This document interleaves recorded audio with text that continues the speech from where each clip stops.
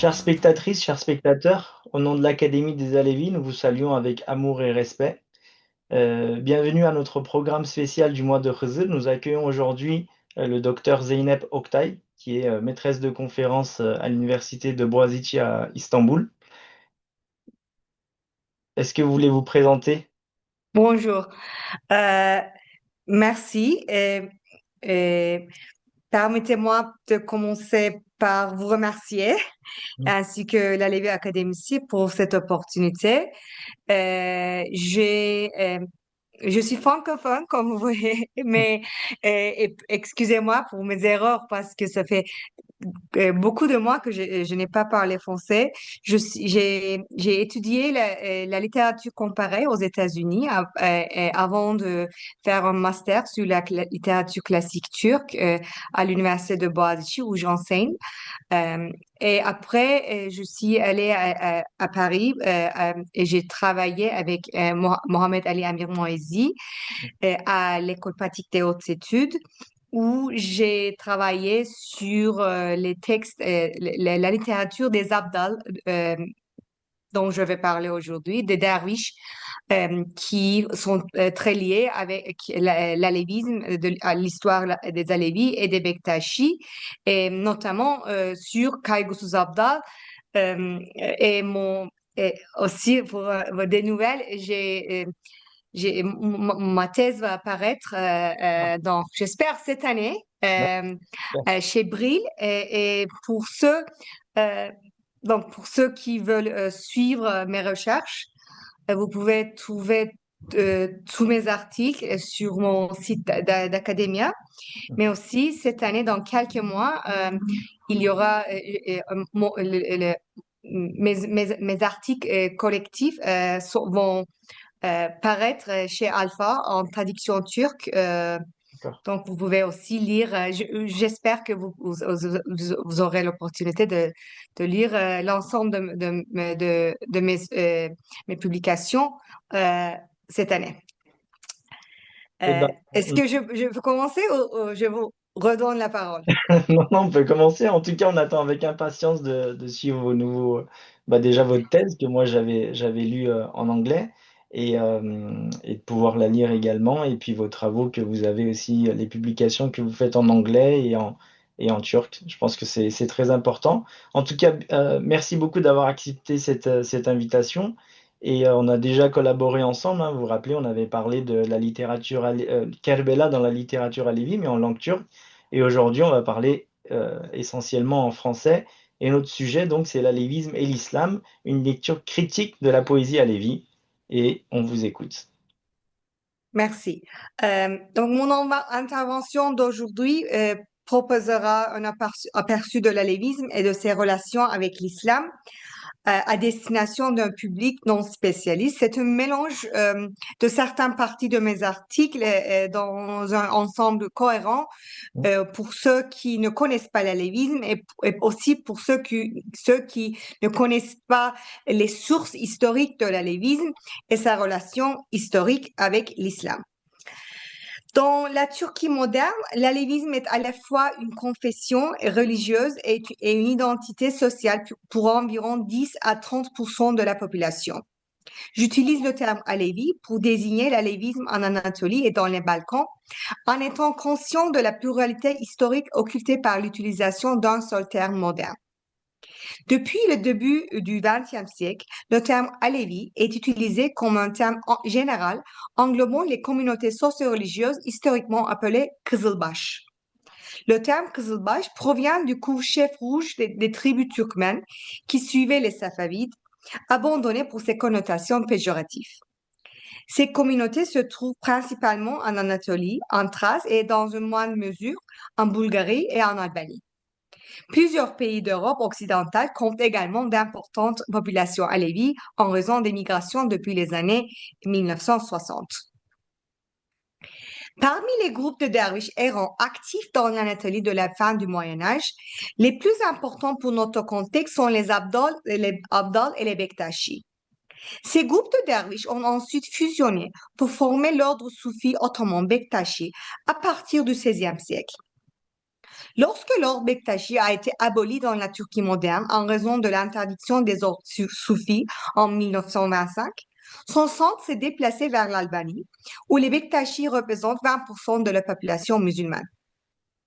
L'ordre est souvent désigné comme la branche babagan du Bektaşisme, tandis que les adeptes de la famille de Hacı Bektaş, l'éponyme de l'ordre, connu sous le nom de Çelebi, forment un groupe distinct, toujours actif dans la Turquie contemporaine. Tout au long de son histoire, l'ordre des Bektaşi a été étroitement lié aux Alevis en termes de doctrine et de pratique. Je vais commencer mon PowerPoint. Bien sûr.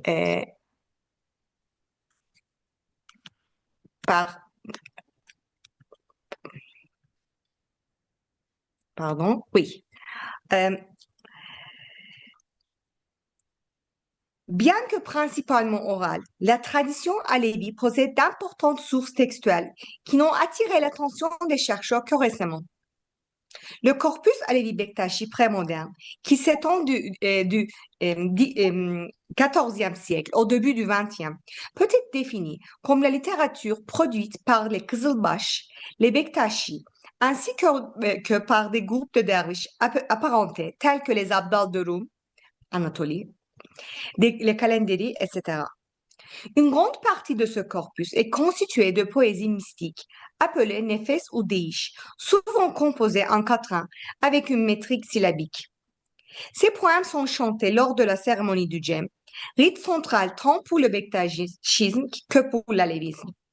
En plus de leur transmission orale, les nefes ou deish se trouvent dans des mejmois et des junk, recueils manuscrits, que vous avez vu tout à l'heure. Bon nombre de ces manuscrits à contenu spécifiquement Alevi Bektashi sont en grande partie des recueils de poésie, dont la vaste majorité demeure inédite et inexplorée. Ces recueils ont été constitués à partir de sélections d'autres manuscrits, ainsi que de retranscriptions de poèmes entendus lors de performances. Une étude approfondie de ce corpus permettrait de mieux comprendre la relation entre les poèmes actuellement en circulation dans le milieu alevi et leurs différentes versions historiques. Je vais arrêter mon PowerPoint parce que comme ça, vous pouvez me voir plus. Sinon, je suis trop petite, mais je veux revenir dessus. Donc, pardon. Une seconde partie importante de ce corpus est constituée par le nombreux textes sacrés alevis appelés buyruk. Le mot buyruk, absent des manuscrits eux-mêmes, est utilisé de deux manières différentes.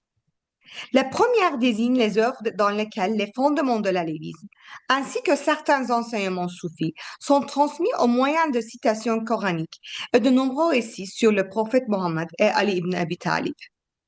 Ces textes, qui forment deux branches distinctes, sont censés remonter soit à Safiyuddin Erdebili, fondateur de l'ordre safavide, soit à l'imam Ja'far al-Sadiq. Dans son deuxième usage, le mot buyruk désigne les mejmois religieuses alevis qui contiennent ces textes, ainsi que d'autres. On y trouve aussi des nefes et deish, insérés entre les sections en prose ou à la fin de celles-ci. Les œuvres des Bektashi et des groupes de derviches, qui forment la partie la plus ancienne de ce corpus, dès le XIVe siècle, relèvent de genres variés. Mesnevi, traités, recueils poétiques, Erkamname, texte sur le fondement de la voix, épopée, hagiographie et fiction en prose. Beaucoup de ces textes ont circulé largement. Ils sont significatifs non seulement pour l'histoire religieuse de l'Anatolie et les Balkans, au-delà du contexte Alevi Bektashi, mais aussi pour la naissance du turc ottoman comme langue littéraire. La diversité des genres, en enrichissant à la fois les contenus et les publics, a contribué à l'hétérogénéité doctrinale de l'univers Alevi Bektashi. La définition de l'alévisme proposée par le savant républicain turc Fuat Köprülü, à savoir un syncrétisme religieux ou une hétérodoxie aux origines pré-islamiques constituant une composante authentique de la culture turque, demeure le paradigme central du discours académique en Turquie. Elle a été renforcée par les travaux de figures majeures comme Iran Melikov et son étudiant Ahmet Yaşar Ocak. Si des critiques, si des critiques récentes ont conduit à une rupture avec ce paradigme dans la recherche internationale, elles n'ont pas encore engendré un véritable processus de redéfinition. On ne peut donc pas parler d'un débat académique consistant autour de la définition de l'alévisme et de sa relation avec l'islam. Dans l'historiographie ottomane, l'intérêt porté aux Alevis se limite essentiellement à leur rôle dans le conflit ottomano-safavide. La pensée alévi a été largement occultée par les récits centrés sur leurs actions dans le monde. Pour le dire autrement, la littérature de ces groupes n'a pas été considérée comme faisant partie intégrale de l'histoire, dans la mesure où elle ne les représentait pas comme des acteurs des récits politiques à grande échelle. Une situation comparable se trouve dans les études des groupes de derviches ottomans, le plus souvent abordées à travers le prisme de la politique ottomane envers l'hétérodoxie. Ces recherches s'appuient généralement sur des sources extérieures, documents ottomans, hérésiographie, récits de voyageurs occidentaux. En mettant au centre le corpus Alevi Bektashi, on accède à une lecture de ces groupes religieux à partir de leurs propres récits et leurs propres écrits. Ce simple déplacement du choix des sources peut permettre un véritable renversement de perspective. On n'est plus enfermé dans les représentations produites par les autorités islamiques, les hérésiographes ou les observateurs occidentaux. Il devient possible de compléter ces discours d'extériorité par des voix issues de l'intérieur. Ces discours nous offrent les visions du monde d'individus et de communautés, mais ils le font dans leur propre langage spécifique, avec leur propre terminologie et conventions génériques, ce qui exige de l'historiographe un acte d'interprétation informé non seulement par le contexte social, mais aussi par l'analyse littéraire. Permettre aux nombreux discours Alevi Bektashi d'occuper le devant de la scène nous permet aussi de les aborder les uns par rapport aux autres et de proposer une définition significative du corpus dans son ensemble.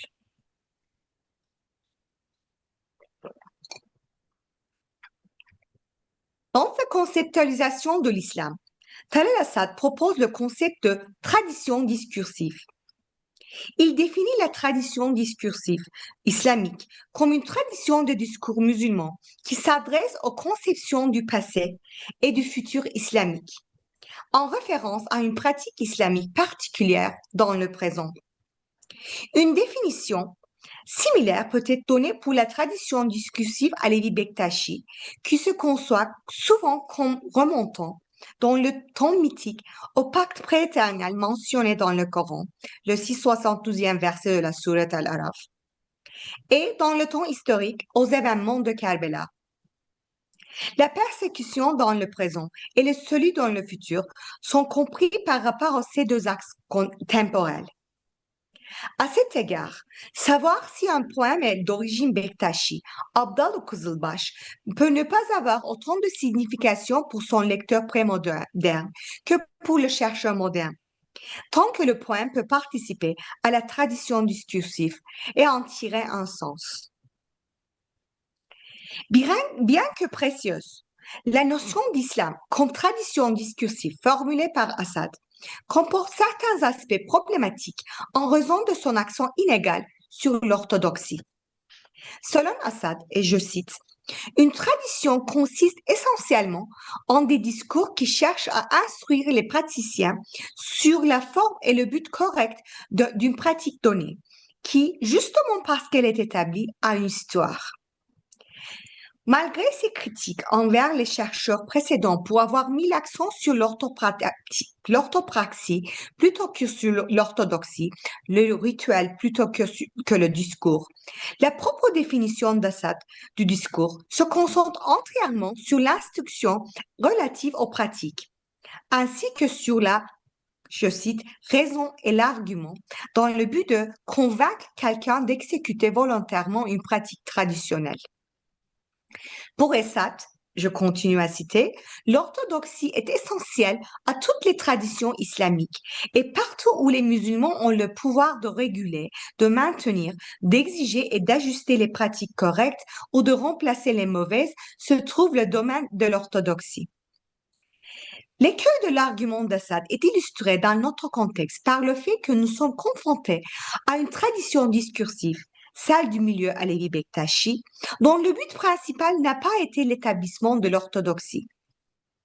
Cela ne signifie pas qu'il n'y ait pas d'acteurs ayant l'autorité d'imposer des pratiques, mais que le contenu et les résultats de l'autorité sont plus diversifiés. Il existe de nombreux discours Alevi Bektashi qui ne sont pas axés sur l'enseignement et la correction des pratiques et dont la dynamique principale n'est pas l'argumentation. Certains exemples de la poésie Alevi Bektashi dans les sections ci-dessus le rendront clair. L'accent mis par Assad sur l'orthodoxie comme composant essentiel de la tradition discursive résulte de sa compréhension des relations de pouvoir comme élément constitutif des traditions discursives.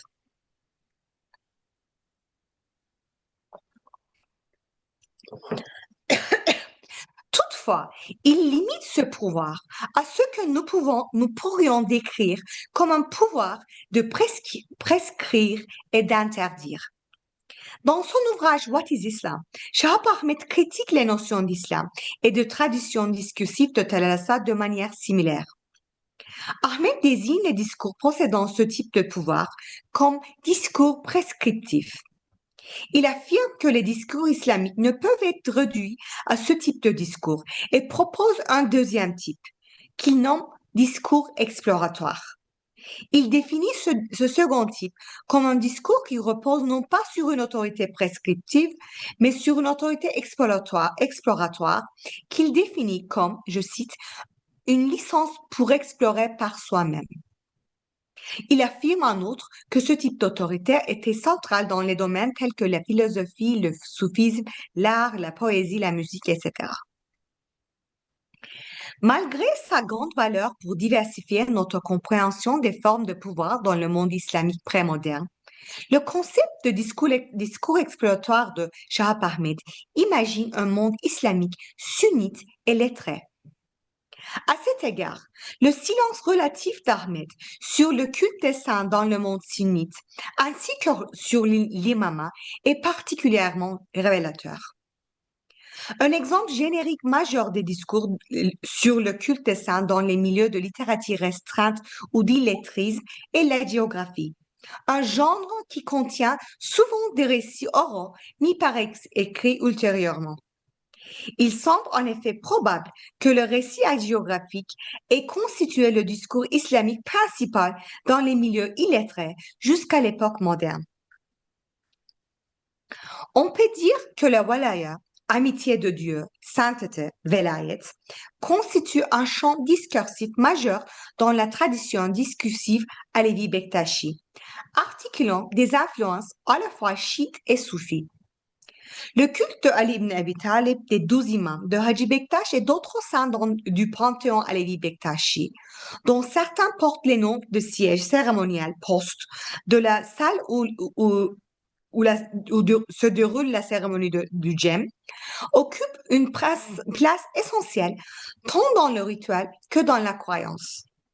C'est pourquoi les hagiographies jouent un rôle fondamental et leur contenu continue à être transmis aujourd'hui dans des contextes formels comme informels. La divinisation de Ali et des autres imams constitue l'objectif central de la poésie chantée pendant la cérémonie du djem. Le récit principal qui donne son sens à la cérémonie du djem est celui de la cérémonie des 40, Kırklar Cemi, qui est censée se dérouler pendant l'ascension du prophète. Elle est considérée comme l'archétype de la cérémonie du djem sur terre. Le récit qui est récité lors de la section Mirashlama, poème de l'ascension du djem, pendant laquelle a lieu le rituel danse du Semar, qui vient de l'arabe de Sema, mais l'accent sur le statut spécial des 40 saints ainsi que sur leur chef, Ali ibn Abi Talib. Bien que les discours alévis contemporains sur la relation entre l'alévisme et l'islam aient été analysés par des chercheurs modernes, aucune étude ne s'est penchée sur la manière dont les alévis, les Kızılbaş et les communautés apparentées se sont historiquement définis par rapport à l'islam. La pluralité actuelle des discours alévis concernant cette relation ne se reflète pas dans la tradition textuelle alévie d'avant l'époque moderne. Les sources datant du début du XVIe siècle montrent que les Alévis avaient leur propre conceptualisation de l'islam, selon laquelle ils n'étaient pas seulement musulmans, mais en réalité les musulmans originels qui étaient restés sur la voie droite alors que le reste de la communauté islamique s'en était écarté. On peut dire autant de nombreux Alévis vivant aujourd'hui. Cependant, pour beaucoup d'autres, l'alévisme constitue en soi une religion distincte qui doit être envisagée séparément de l'islam.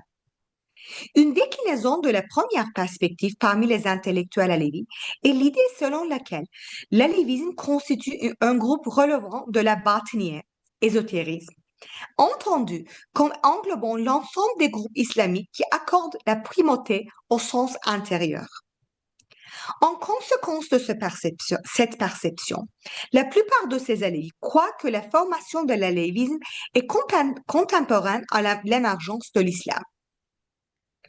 À l'inverse, la seconde perspective, qui situe l'alévisme en dehors de l'islam, s'accompagne fréquemment de la conviction que l'alévisme existait déjà avant la naissance de l'islam. Ce discours s'articule à une rhétorique du syncrétisme, dans laquelle les valeurs négatives attribuées par Köprülü et d'autres sont converties en valeurs positives.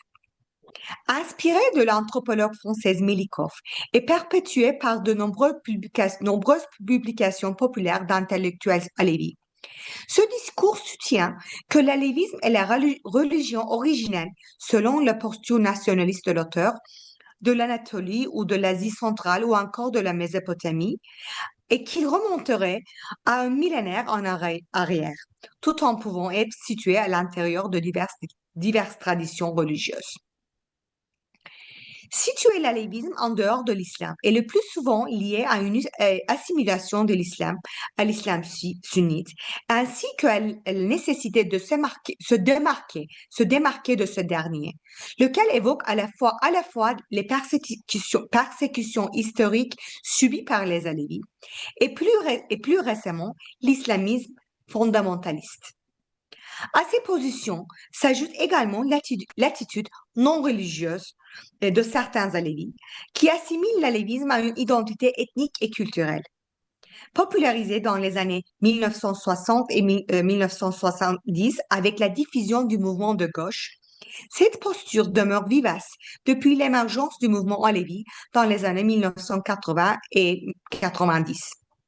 Je dois en outre souligner que la question de savoir si l'alévisme doit être situé à l'intérieur ou en dehors de l'islam constitue un débat extrêmement vif aux conséquences politiques majeures. Il est important que les chercheurs présentent leurs données historiques de la manière la plus objective possible, sans les plier afin qu'elles correspondent à des positions idéologiques contemporaines. Dans le même temps, il convient de souligner que les conceptualisations passées de l'alévisme ne sont pas nécessairement les plus valides que les conceptualisations contemporaines. Toutes les religions sont en constante transformation.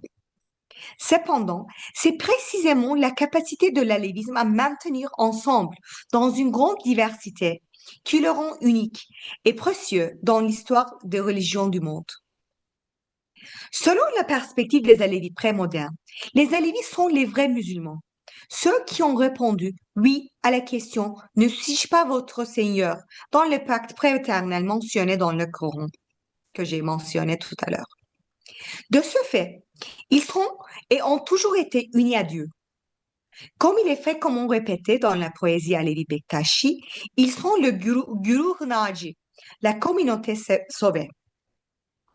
Leur véritable islam n'est autre que la dimension ésotérique de l'islam des gens ordinaires.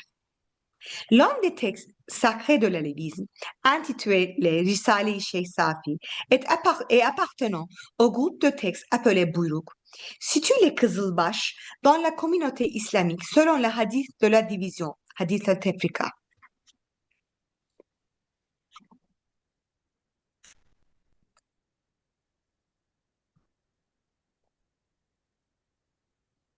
Attends, j'essaie de changer.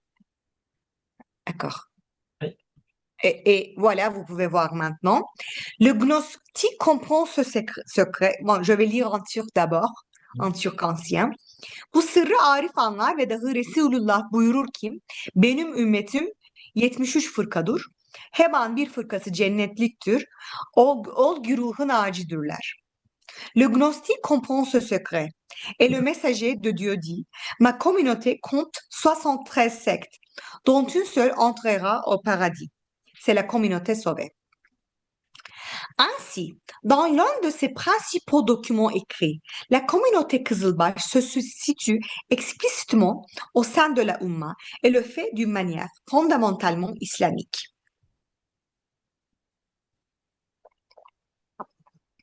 Tout comme les chiites et les soufis l'ont fait pour leur propre conceptualisation, les Alevis considéraient historiquement leur islam comme la dimension ésotérique de toutes les religions. Comme dans le discours soufi, l'identification à Dieu permettait au poète Alevi Bektashi de conceptualiser sa poésie ou celle de son saint Alevi Bektashi bien-aimé comme la parole de Dieu. Ainsi, les poètes alevis se définissaient comme le Coran parlant, Kur'an-ı Natık, modifiant la conception chiite du même concept qui désigne les imams. L'identification à Dieu a conduit à l'adoption du genre soufi châtié, où le poète se défait de son moi et parle en tant que Dieu, comme genre fondamental de l'alévisme bektachisme, bien qu'il eût largement disparu du monde sunnite avant la consolidation de l'alévisme. Par manque de temps, ce sont pour ceux qui lisent la poésie Alevi Bektashi, j'ai les traductions de deux poèmes que vous allez connaître tout de suite. Mais c'est toujours intéressant de lire les mêmes poèmes dans d'autres langues pour voir comment ça sonne et pour comprendre les niveaux de sens qui nous sont cachés dans la première langue, mais qui deviennent plus faciles pour nous d'observer dans d'autres langues. Donc, je n'ai pas le temps de vous lire les cinq, donc tous les versets, mais peut-être si vous pouvez trouver d'ailleurs les traductions anglaises de ces poèmes dans mes publications. Par manque de temps, je ne lis que les versets les plus frappants. Le poème que j'affiche est un exemple où l'identification du poète à Dieu, dont j'ai parlé tout à l'heure, mène à une réinterprétation de l'histoire religieuse comme manifestation cyclique du poète lui-même. En effet, avec ses références coraniques, son identification à Dieu et sa critique de l'ascète, le poème ne se distingue en rien sur le plan discursif d'un poème soufi. Étant donné qu'il a été écrit par un Bektashi, un membre de l'ordre, cela peut sembler logique. Toutefois, un poème attribué à Pir Sultan Abdal, actif au XVIe siècle, l'un des bardes les plus vénérés et les plus récités dans le rituel alevi, repose également sur le même cadre discursif, bien que dans une langue plus vernaculaire. Je vais lire certains versets avant de passer. Mes favoris sont « Le Messie enfant nous appelait Père ». Là, un châtié. Moise cria, mon Seigneur, montre-toi à moi. C'est nous qui avons répondu, tu ne pourras jamais me voir. Nous sommes la théophonie du mont Sinaï. C'est ce que j'ai choisi pour lire aujourd'hui. Et l'autre, c'est plus compliqué, mais Est-ce que vous pouvez définir un petit peu, vous avez parlé de châtier, chataat. brièvement, Oui, au moins pour moi qui bien sûr. comprends. Donc, c'est un genre de poème qui vient des châtiers arabes. Les plus connus sont les châtiers de Halla, connus sous le nom de Hallacı Mansur, comme la phrase « Je suis Dieu » ou « Je suis la vérité » en al-Haq. Ouais. Et aussi sont très célèbres les châtiers, les châtres de Ebu Yazid al-Bistami, par exemple. Mhm. Mais le genre vient, donc j'ai un article dessus qui a le nom Châtier dans le titre que vous pouvez lire d'ailleurs. Mais le chat, ça vient du mot arabe qui veut dire l'eau qui l'eau qui coule très fort et qui fait je ne peux plus dire en français, mais euh, et qui C'est détruit traduit. tout dans son chemin. Et donc, c'est comme la parole de Dieu, qui vient de Dieu, qui Mhm. détruit la personne qui le prononce, Mhm. le soi de la personne qui le prononce, Ouais. où la vérité n'est plus cachée, donc où le bâton, l'ésotérique, le sens ésotérique n'est plus caché, et donc qui euh, euh, découvert, qui ouvre le secret, euh, ce qui n'est pas quelque chose que tout le monde veut. Et donc c'est un genre très problématique. Où il y a beaucoup de sectes soufis qui ne préfèrent pas de prononcer ce genre de phrases, etc. Mais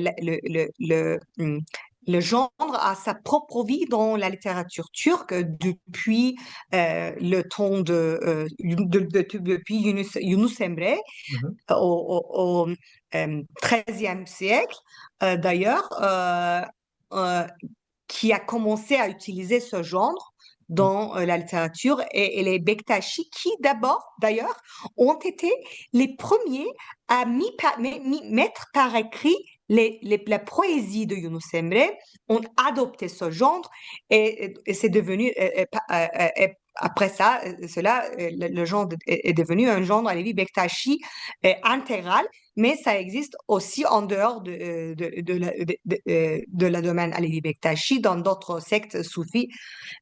Voilà, une lecture très courte sur Ouais. le Il y a châtier. Pierre Laury, il a écrit un livre aussi là-dessus, en français, qui s'appelle Oui, Oublie le chemin. Et c'est vrai qu'eux, ils oui, traduisent souvent par paradoxe, en fait, le terme châtier ou chata.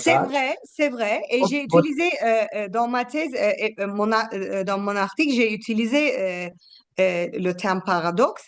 Euh, Mais Ça, c'est plus je bizarre. peux donner une autre lecture sur pourquoi l'utilisation du terme paradoxe. Bien sûr, il y a et c'est un aspect que souligne Pierre Loyer aussi, qui était d'ailleurs dans ma comité de thèse. Mm. Euh, et cette définition que je viens de donner, Mm. c'est une définition qui se trouve dans les sources anciennes. Mhm. Donc, mais quand on regarde avec un regard moderne, on ne peut pas, nous, comme des chercheurs modernes séculaires, entre Oui, guillemets, nous ne pouvons pas décider si ça vient de Dieu ou pas, ou bien sûr, c'est vraiment son inspiration ou pas. Ce qui compte pour nous, c'est le discours, bien sûr. donc la nature du discours. Mm.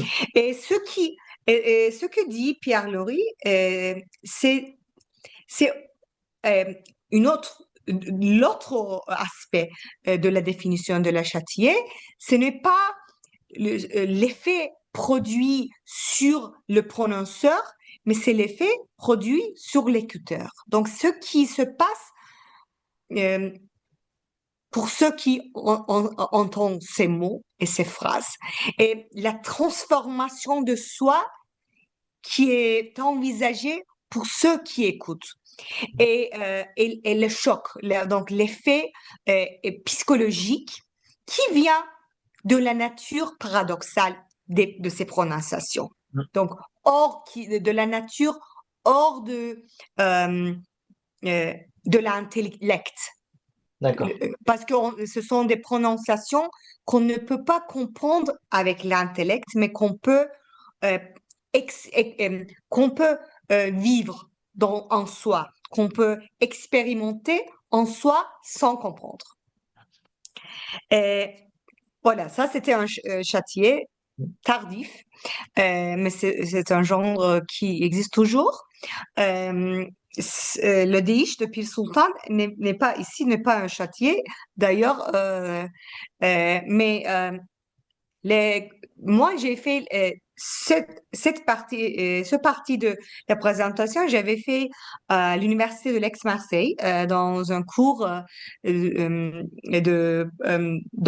doctorat. Et Mhm. il y avait des professeurs, donc à part des étudiants, il y avait des professeurs qui m'écoutaient et il y avait des professeurs de philosophie islamique, et ils étaient frappés la- très frappé par la phrase euh, cachons-nous à la vue de la présence de Dieu. Je vous lis d'ailleurs Mhm. le turc parce que c'est comme je viens de dire, ça sont très différents. Le sens s'ouvre quand on traduit des fois ça se renferme, mais saklayalım, donc c'est ma traduction bien sûr, Mhm. mais saklayalım hak katında nazarda, ce que j'ai traduit comme cachons-nous. C'est donc c'est euh, l'aspect néoplatonicien de Mhm. ces phrases, cette phrase a frappé les gens parce que euh, on peut parler après, mais cette dualité entre islam folklorique et islam, donc haut et bas, euh, tout cela, ça n'a pas de sens quand on commence à vraiment déchiffrer le sens de la poésie des bardes euh, qui possèdent tout ce savoir sans avoir l'éducation des élites historiques, donc, euh, donc, je viens vers la fin de ma présentation. Euh, J'arrête ici euh, euh, le PowerPoint. Euh, les Bektashi, comme les Alevis, s'appuient sur, comme vous le savez, sur la doctrine des 4 portes et des 40 stations, Mhm. Dört Kapı Kırk Makam, pour conceptualiser leur statut d'élu de Dieu. Les 4 portes fournissent une structure générale pour les différentes étapes du chemin spirituel connues sur le nom des 40 stations. Les portes sont généralement ordonnées selon les niveaux de conscience et de perfection spirituelle. Loi religieuse, shariat, voie, tarikat, connaissance spirituelle, marifet et vérité, hakikat. Élaborée en détail dans leur texte, l'idée que les Alévis, par leur seule naissance, se trouvent dans la porte spirituelle de la vérité, hakikat, est aujourd'hui largement répandue chez eux. Cette formulation théologique centrale de l'identité alévi, ainsi que les nombreux thèmes d'origine soufie dans la poésie alévi, dont qu'on vient de voir, nous montrent que l'on peut aisément situer l'alévisme dans ce que Shah Ahmed appelle l'amalgame soufi philosophique.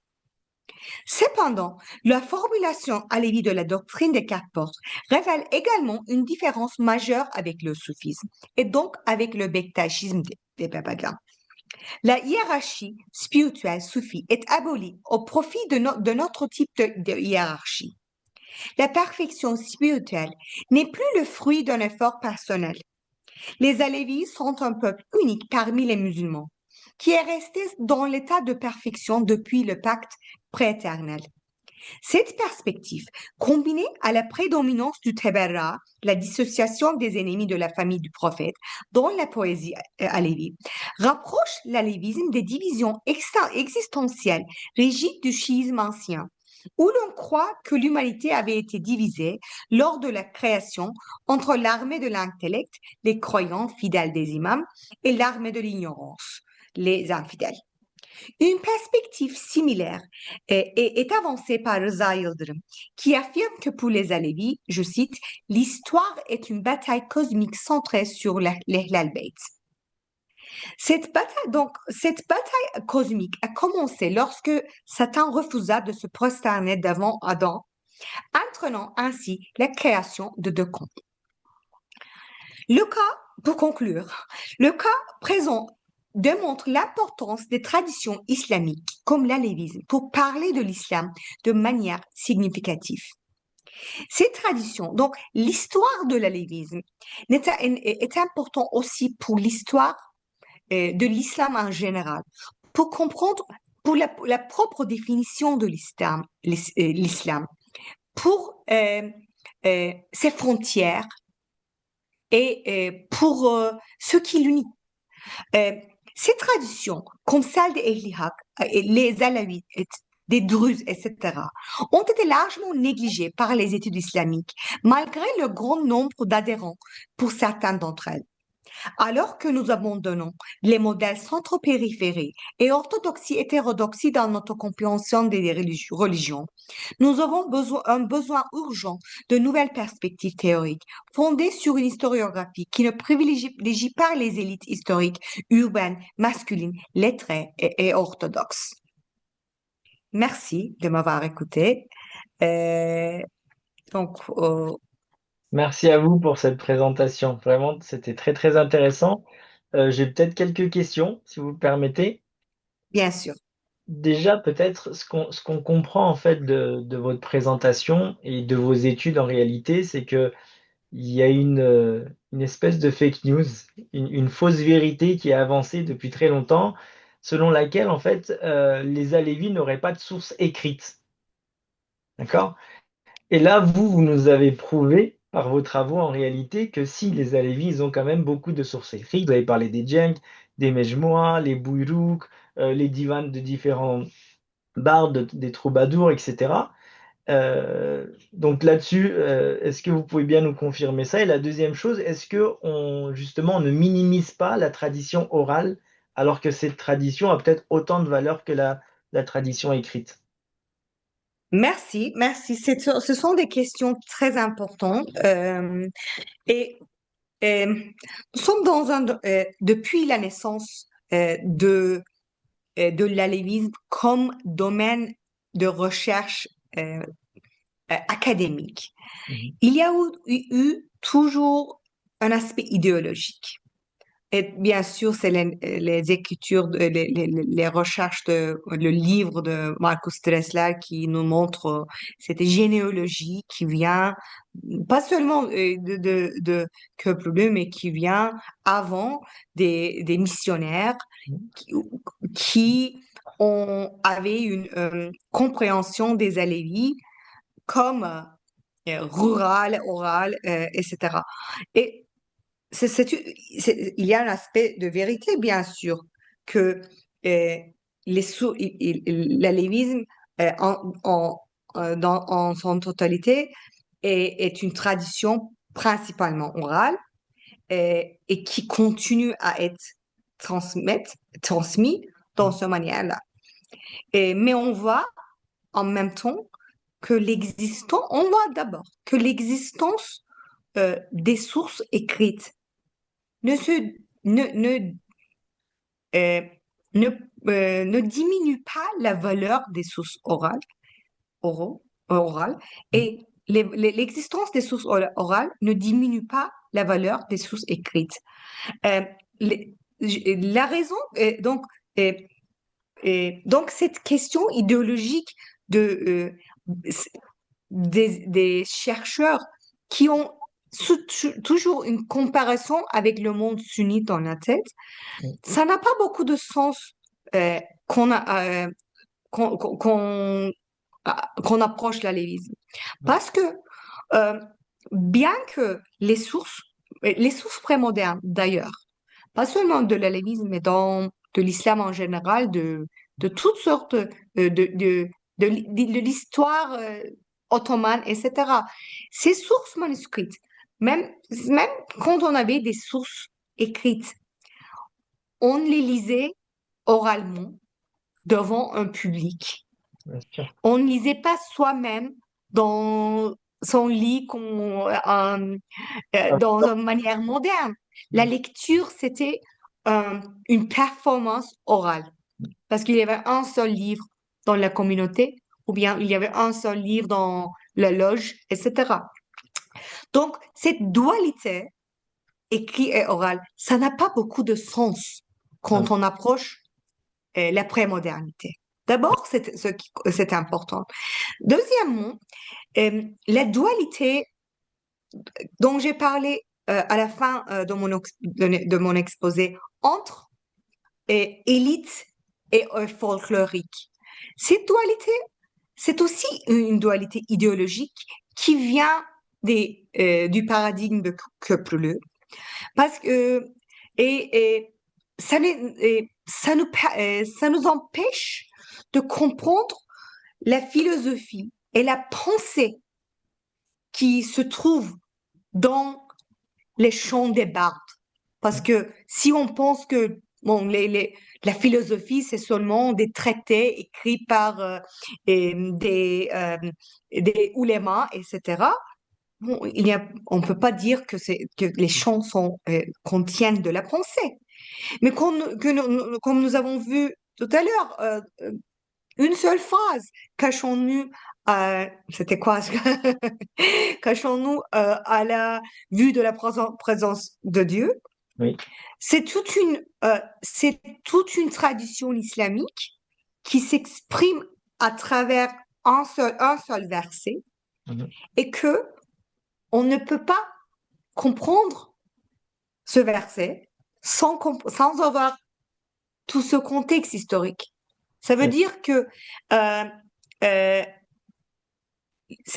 pas seulement les bardes qui ont prononcé ces mots, mais c'est ceux qui ont, qui ont écouté et bien sûr transmis ces paroles et ces déiches qui euh, prenaient part dans une euh, intertextualité islamique Mhm. euh, plus large qui, qui étendait de l'Inde jusqu'à Balkan. Et comme j'ai parlé tout à l'heure, c'est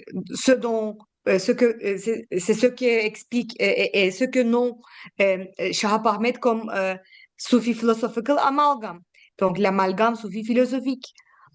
Donc chaque barde alevi participait dans un monde euh, philosophique néoplatonicien et qui à la fois euh, des influences chiites, sunnites, philosophiques, euh, folkloriques, etc.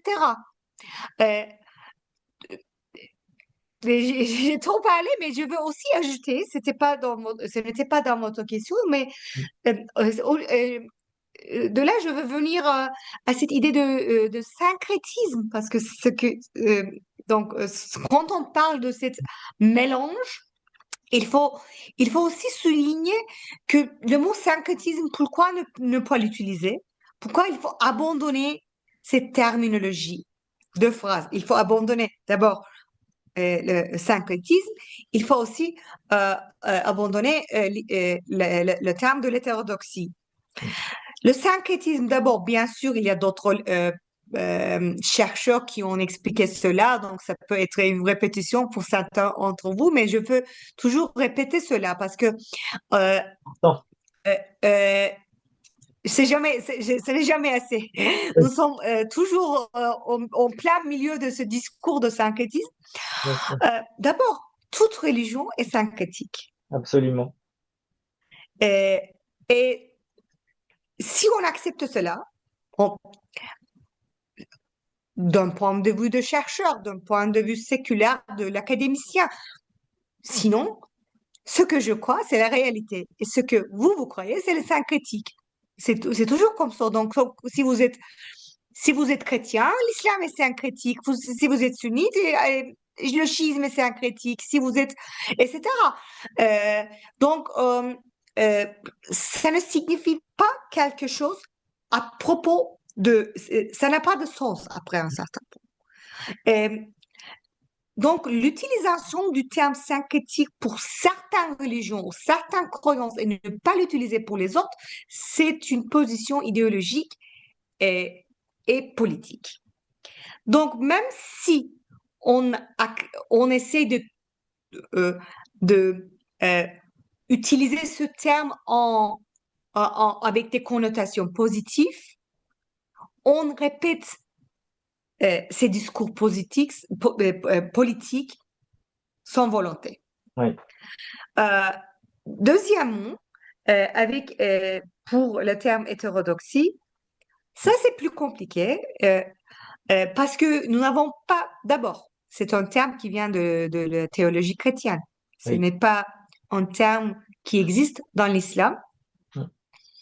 Si on utilise le terme comme un terme comme Zendeka, par exemple, Mhm. ça c'est très chargé Bien sûr.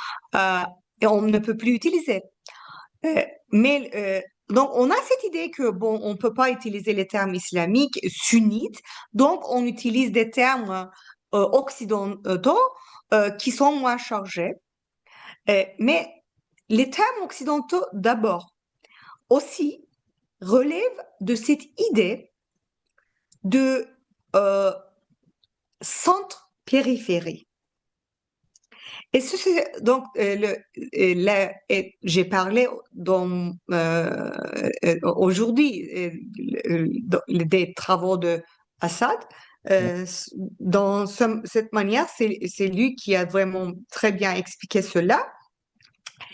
L'orthodoxie, c'est qui est l'orthodoxie? Celui qui a le pouvoir. Donc, celui qui décide qui est l'orthodoxie, c'est l'orthodoxie. C'est donc si moi j'ai le pouvoir politique, euh, euh, pas le politique euh, de ce monde, donc pas divine, Mm. parce que on ne peut pas savoir cela, Bien sûr. mais ceux qui ont le pouvoir politique quant à présent ont ceux qui décident, ceux qui constituent l'orthodoxie. Donc ceux qui n'ont pas le pouvoir politique se deviennent la périphérie.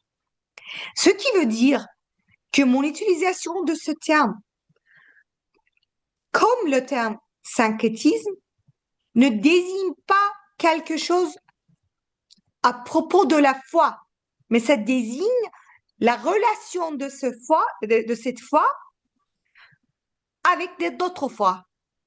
Donc, c'est pas un terme qui désigne la religion, la croyance, c'est un terme qui désigne les relations entre des relations politiques, des relations de pouvoir entre d'autres religions ou d'autres croyances ou d'autres dénominations, etc. Et moi, je n'ai jamais ce problème. Mm. Donc, très, très, très, très, euh,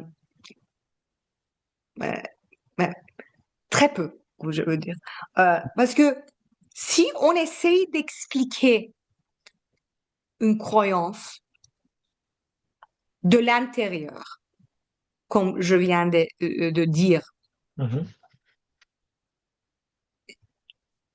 on Du coup, n'a pas besoin de ce terme parce que mm. ça n'explique pas quelque chose. Ouais. Il n'y a pas, je n'ai jamais, je ne me trouve jamais dans cette position où j'essaie d'écrire, j'écris quelque chose, j'ai fait un exposé et ce terme m'arrive, hétérodoxie, je ne veux pas l'utiliser, mais je ne sais pas quoi dire à sa place. Je n'ai pas ce problème parce que l'hétérodoxie, ce n'est pas la relation entre l'hétérodoxie et l'orthodoxie, c'est bien sûr lié aussi à mes sujets de recherche, mais Mm. ce n'est, je n'ai jamais besoin de parler de cette relation pour comprendre la religion en soi. Bien sûr. Mais parce que vous essayez de comprendre la voie Lévi par les sources internes de la voie. Donc du coup, il y a plus besoin d'être dans une distinction entre orthodoxie et théodoxie. Vous n'avez pas une vision extérieure, en fait. Je Oui, pense et que les sources internes ne parlent pas de l'hétérodoxie. absolument. Et c'est vrai que en parlant de sources internes, vous avez beaucoup travaillé sur Kaygus Abdal aussi. Votre thèse aussi porte sur un de ses livres sur la notion de Insani Kamil dans les textes de Kaygus Abdal.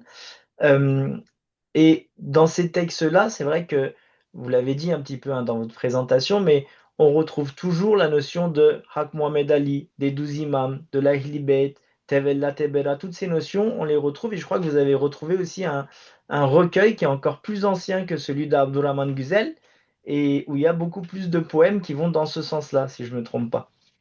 Oui, et donc pas plus ancien que celui qu'il a trouvé, mais à peu près de même temps, Période. avec 400 poèmes de plus, Mhm, où se trouvent des références aux 12 imams, très peu de références, mais quand même, des références à 12 imams, plusieurs références à mhm, Mohammed Ali, mhm, et appelé Ahmed Haïdar, etc. mhm, Et bien sûr, d'ailleurs, oui, ça c'est important. Je vous remercie de souligner ça. Pas pas ma découverte, mais l'idée qu'il y avait euh, donc ces références dès le 15e siècle, ça c'est important parce que ça nous montre d'ailleurs que les, les aspects chiites de la lévisme ne relèvent pas de l'influence des Safavides. oui, exact. Euh, et, par contre, je veux aussi ajouter Kitab Maglata, le livre sur lequel j'ai travaillé, que j'ai traduit et commenté et aussi édité dans la deuxième partie de ma thèse. Euh, le livre, bon, Ali est le guide du derviche, Mhm, qui est la personne, non, du protagoniste. Et, euh, et je vais donner un spoiler, mais vous pouvez lire.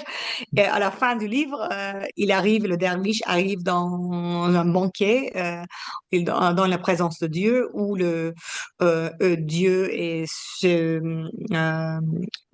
se révèle d'être Ali et le tout révèle d'être euh, la lumière. Donc aussi, il y a cette référence à la lumière, Nour, qui est bien mhm, sûr très important, Nour Mohammed Ali, et qui est très important dans la doctrine Alevi Bektashi.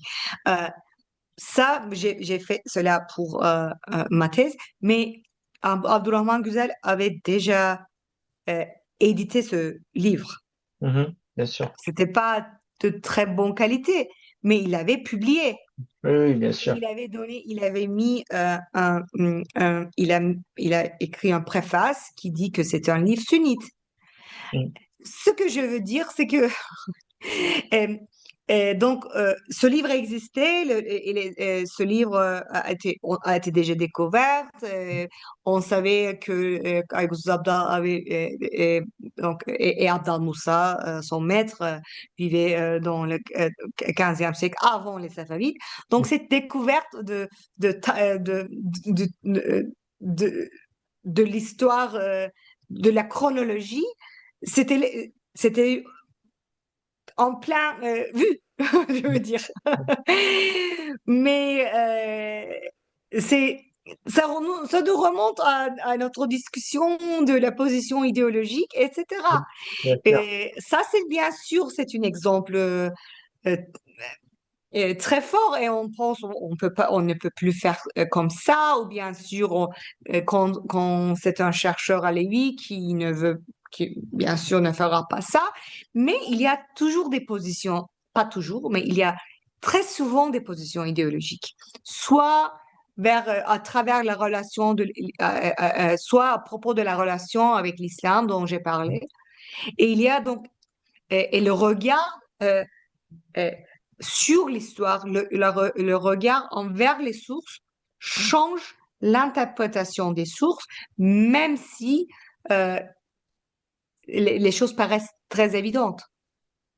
Mhm, C'est pour cela aussi que il faut toujours être prudent et pour savoir, parce que nous sommes euh, dans le domaine de l'histoire du Moyen-Orient, dans le domaine de l'histoire de l'islam, etc. C'est pareil, mais c'est pire dans le contexte de l'alévisme à cause des politiques Oui, modernes des gouvernements bien sûr. et Idéologie. jusqu'aujourd'hui. Oui, Donc, malheureusement. à mon avis, et ce que j'essaie de faire dans mon propre approche, euh, il faut toujours, euh, euh, il faut toujours comprendre il ne faut jamais oublier euh, que même quand on fait l'histoire objective des sources, c'est toujours, les conséquences sont toujours politiques. Il faut toujours savoir les conséquences politiques. Bien sûr. Mais il ne faut pas changer son discours objectif de chercheur pour des conséquences politiques. Oui. Ça, c'est quand on est un chercheur ou une chercheuse honnête. Normalement, on fait pas ça, oui. J'ai une dernière question. Oui, on essaie, mais nous avons des préconceptions que nous ne Oui, connaissons pas des fois. bien sûr. Et c'est ce qui est le pire. Quand on ne sait pas, on ne peut pas. Donc, il faut vraiment, oui, être honnête avec soi à Avec ça. propos de ses propres, euh, euh, euh, ses propres positions, ses propres implicites pensées, etc. Bien Et sûr. ça prend, c'est beaucoup d'efforts. Oui, oui, qu'on a intériorisé. Une dernière question, si vous le permettez, parce que je trouve que c'est important. On voit bien que dans la Voix Lévy, on donne beaucoup d'importance aux poèmes. D'accord? Oui. Mais je pense qu'il y a un arrière-plan théologique à tout ça. C'est-à-dire que quand on voit dans l'islam, il y a deux portes pour la connaissance. Il y a la porte de la révélation, le wahyi, d'accord, qui est accepté par toutes les branches de l'islam. Et après, il y a aussi la voie de l'inspiration divine, le ilham. Mhm. Et pour moi, ça, c'est un lien avec la notion de velayet, justement, dont vous avez parlé, qui est très présente dans les sources alevis, etc. Donc, est-ce que c'est pas à cause de ça qu'on donne autant d'importance à la poésie dans la voix Lévy? Par exemple, même le fait de faire ça, en fait, à chaque fois qu'on dit le nom du Hosanne, est-ce que c'est pas un respect envers justement son inspiration divine? Et c'est peut-être pour ça aussi qu'on dit que le ça, c'est le Coran à cordes, et que les paroles du vrai ami de Dieu, c'est les paroles de Dieu, etc. Oui, c'est une question très importante qui est liée à les autres questions, aux autres questions. Parce que d'abord, il y a aussi dans notre conception moderne, Mhm. la poésie a moins de valeur. Oui, il y a ça aussi, bien sûr. Et la poésie, c'est l'imagination a moins de valeur que l'intellect, que le sa- la- le- euh, et l'imagination n'est pas considérée comme savoir.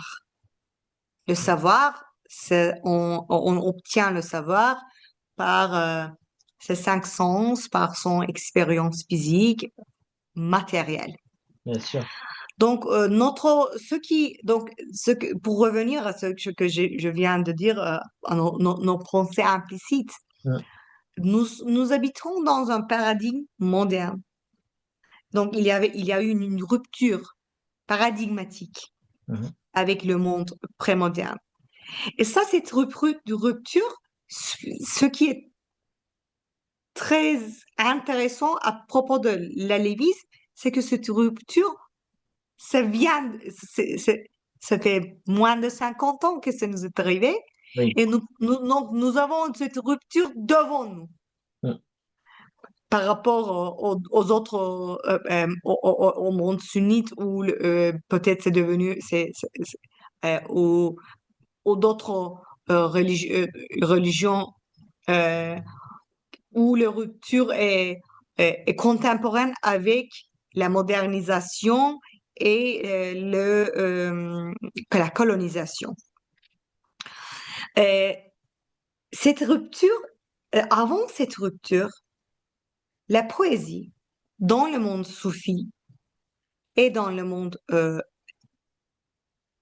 aussi dans le monde des bâtonniers, donc le monde où des sectes ésotériques Mhm.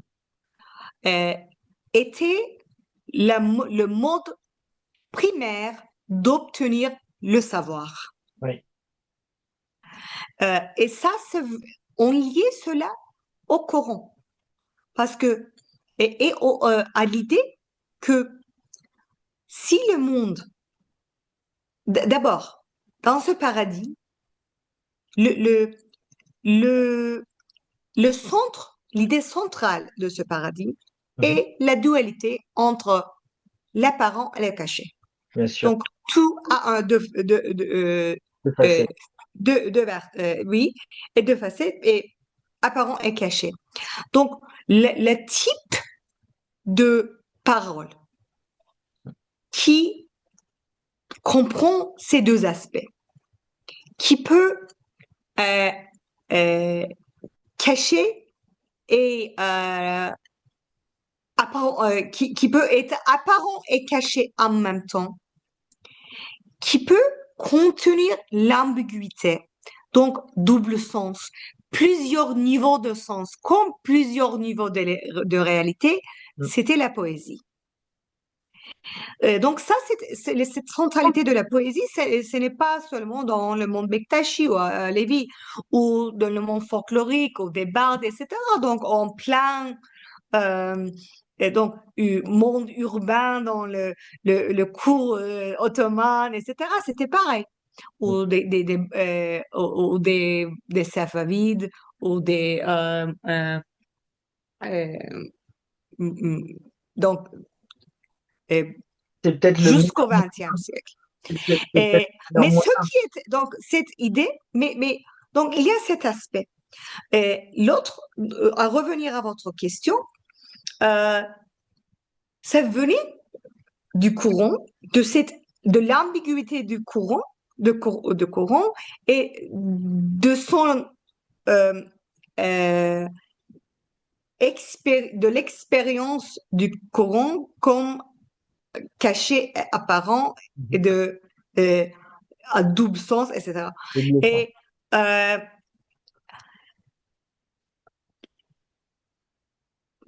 à un certain point, jusqu'au peut-être XIIIe siècle, et bien sûr, dans la théorisation de cela, Ibn Arabi a eu un grand rôle. Donc, les doctrines aujourd'hui, d'ailleurs, Mhm. de la doctrine qui relève d'Ibn Arabi, font une partie intégrale de la doctrine à la Bektashi. Et vers le XIIIe siècle, dans le soufisme, la, la distinction entre la révélation et l'inspiration ne comptait plus. Donc, je donne tout un contexte pour dire que cette idée ne relève pas seulement de la lévisme. Donc, chaque poète parlait la vérité. C'est ce que nous avons vu dans le Châtier. Oui, bien sûr. C'était la parole de Dieu. Mhm. Et donc, la continuation, comme les paroles comme la walaya était la continuation du Nubuwa, donc, comme la sainteté était la continuation de la prophétie, euh, les mots inspirés étaient la continuation du Coran. Et Mhm. donc, ça vient de cela, cette idée dans la lévisme, que c'est l'inspiration qui est d'abord la connaissance, le savoir, et on est inspiré à imaginer la réalité, et la réalité qu'on imagine existe déjà dans la connaissance de Dieu et donc n'est pas ma propre création. Donc, je ne peux pas imaginer quelque chose qui n'existe pas déjà. Et, euh, donc, ce qu'ils ont fait, les poètes, ils ont mélangé cette idée qui vient du sunnisme, du soufisme, avec l'idée de Coran parlant, du chiisme, euh, mais c'est plus proche de la version sunnite. Et cette idée et pourquoi c'est le Coran parlant, donc, je vous ai déjà expliqué, mais aussi parce que euh,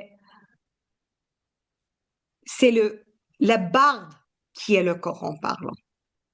Donc, Mm. c'est la parole de Dieu, parce que c'est la personne qui est devenue en al-haq, etc., qui est devenue la vérité de Dieu. Donc, c'est seulement le saint ou la personne qui est devenu l'homme parfait, Mm. qui est capable de prononcer ce mot qui est ontologiquement différent des mots des autres humains, qui sont des animaux. Mais moi, je suis autre chose. Et donc, c'est cette idée qui est dans le fondement de la vénération du barde. C'est dans sa personne, et il est inspiré, c'est donné par Dieu, mais c'est aussi, il a continué dans la voie, donc c'est son effort plus euh, la grâce de Dieu donc, qui lui donne cette transformation de soi qui lui rend capable de prononcer, de devenir et donc prononcer la vérité. Très intéressant. Merci beaucoup. En tout cas, je ne sais pas si vous voulez rajouter quelque chose, sinon ça fait un peu plus de 1 heure et quart qu'on discute. Et Euh, je veux ajouter une dernière chose. Plaisir. Cette année, l'année dernière, donc euh, j'ai eu un dernier article qui a été publié Mhm. qui ne fera pas partir de mon livre qui va paraître en traduction chez Alpha. Donc, il D'accord. faut lire, mais c'est en libre accès, cet Mhm. article qu'on peut trouver sur mon Academia, que Mhm. j'ai écrit avec Ulaş Özdemir Mhm. sur le rôle social des déiches. Donc, c'était la première fois que j'ai parlé je veux dire, j'ai écrit en tant que chercheur sur la lévisme contemporaine et c'était aussi un article où je parle pas de la doctrine, parce que comme vous savez très bien, euh, dans mes recherches depuis plus de 10 ans, je travaille sur la doctrine. Mais Mhm. ça, il y a très peu sur la doctrine historique, etc., mais sur les fonctions des déiches, historiquement, et l'oralité. Et donc, je peux pas bien sûr parler de tout ce qui est dans cet article, Mhm. D'accord. mais et je veux juste ajouter cette idée de la sainteté du barde. Ce que nous disons, pas du côté de la doctrine, mais du côté de la tradition. Et ce que nous disons dans cet article, c'est un côté de notre argument, euh, c'est euh, c'est cette idée que euh, le barde, et aussi ça revient à l'idée de l'importance de l'oralité et des sources orales. Le barde, c'est quelqu'un qui euh, euh,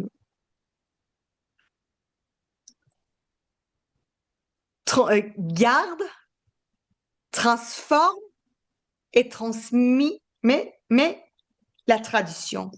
Donc c'est lui, la tradition est incarnée Wow. dans lui. Et donc l'histoire, c'est comme exemple, Mhm. comme des bardes des Ozan, des Korkut, etc., qui Mm. gardent l'histoire, la mémoire La mémoire. du communauté. Donc, ce sont les personnes spécialisées. C'est pareil pour les Dédés. Donc, c'est une personne, pas seulement c'est une personne spécialisée dans l'enseignement des doctrines, dans les, euh,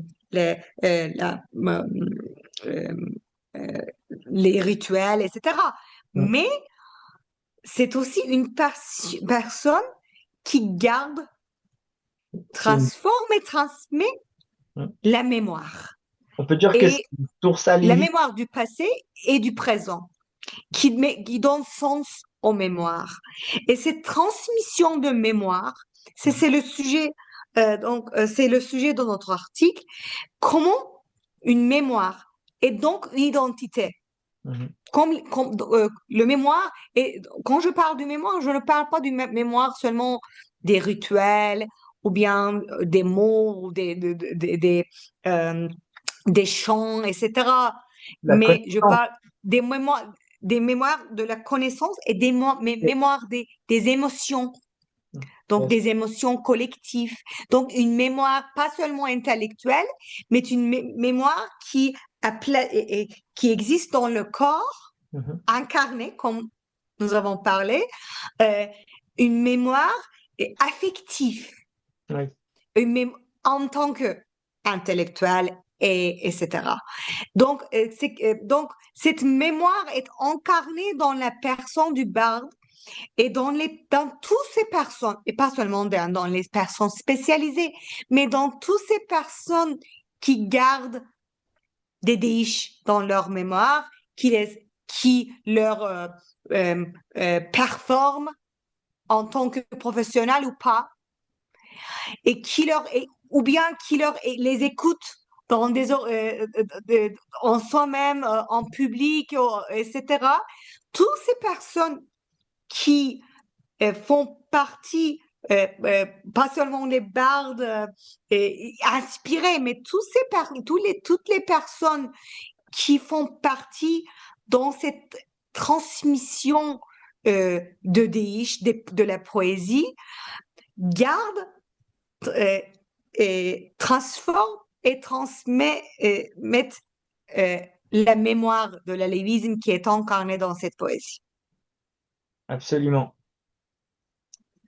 Merci beaucoup. Merci Merci beaucoup. et merci à tout le monde de m'avoir écouté pendant 1 heure et demie dans cette heure tardive. Et merci à Lévi Académici je suis heureuse d'avoir pu parler et donc euh, je suis Oh, mais inspirée de parler français avec vous et j'espère que ça vous a. Il y avait beaucoup de différents sujets, mais j'espère que ça vous a plu.